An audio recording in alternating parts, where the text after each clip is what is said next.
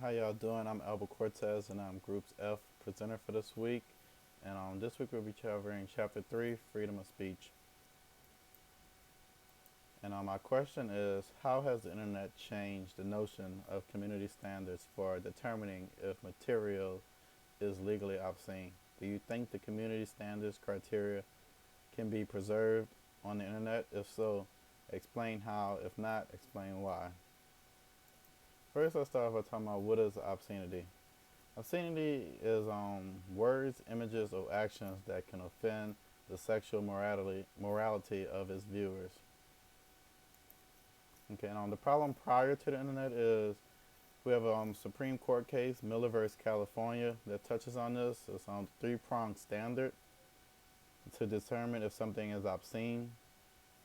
And one of the points is appears to a parent interest. That means having or encouraging an excessive interest in sexual matters. Second, we have depicts or describes sexual content in an offensive way. And last, we have lacks serious literary, artistic, political, or scientific values. Now, the problem we had after the internet is that information can be easily accessed and distributed at any time. And what defines local community in its context of the internet? Local communities may exist within a single website and often conflict between groups as they may have differing definitions of obscene content. They mean like from one community to another community, what they view as obscene may not necessarily be obscene to another community, which can cause a conflict. And there's been tons of legal restrictions that the government tried to put into place. First, we have the Communications Decency Act of 1996, the Child Online Protection Act of 1998. You have also the Child Pornography Act of 1996, and also the Children's Internet Protection Act of 2000.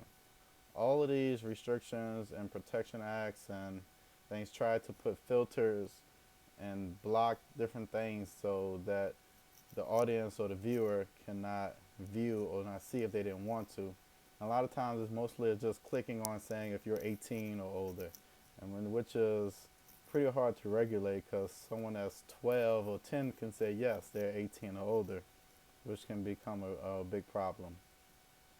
So our response to this is the introduction of the internet opened the door for viral communities to exist. These communities are often primarily composed of anonymous individuals. To each community may have a vastly different idea of what is obscene than the next. It is because of that one would be hard pressed to create an internet-wide set of community standards that equally represent each community it affects. Due to the dynamic nature of the internet, it is not feasible to expect or block a particular type of content internet-wide, which is hard because from one location to another community or one state to another state may not view something obscene, or religions, some religions view this as obscene, another religion may not view it obscene. And it's very hard to regulate this, which is basically the big problem.